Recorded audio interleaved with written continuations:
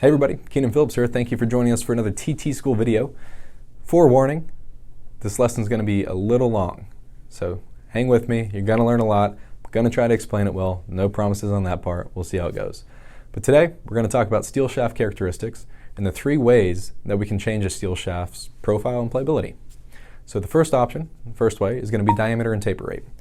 So this is what's seen in most iron shaft designs, and basically what that means is you start with a 600 butt section in dynamic gold, and depending on how fast or how slow it gets down to that 355 tip is going to relate to stiffness, and it's going to affect stiffness.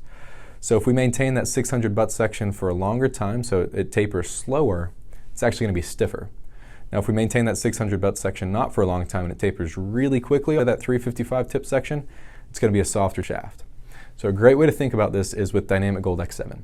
So Dynamic Gold X7 and Dynamic Gold X100 are similar profiles, same step pattern. The only difference is Dynamic Gold X7 is going to be 3 or 4 grams heavier, and it starts with a 610 butt instead of a 600 butt. So a wider butt, stiffer butt to begin with, and it's going to taper slower. So that's where that stiffness comes from. The second way that we can change steel shaft characteristics is weight. So just the amount of material we use.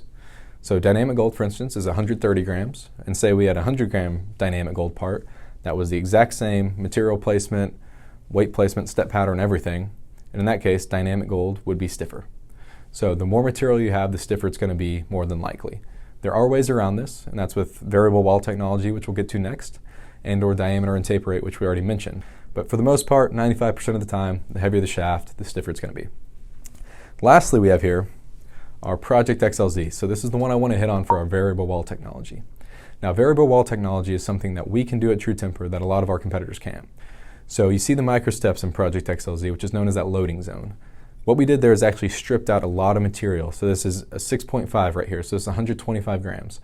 And we stripped out a lot of that material, a lot of that weight in the midsection to create a really soft midsection to almost help with loading, create that loading feeling, that load zone of the shaft. And we did that through our variable wall technology.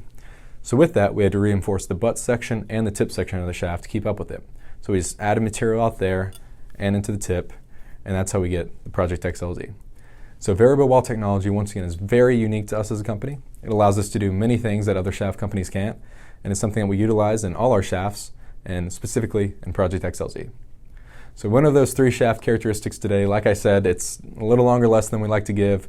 Hope it made sense to you guys. Hope it helped you guys understand steel shafts and really understand what's going on under the hood. See you guys next time. Class is dismissed.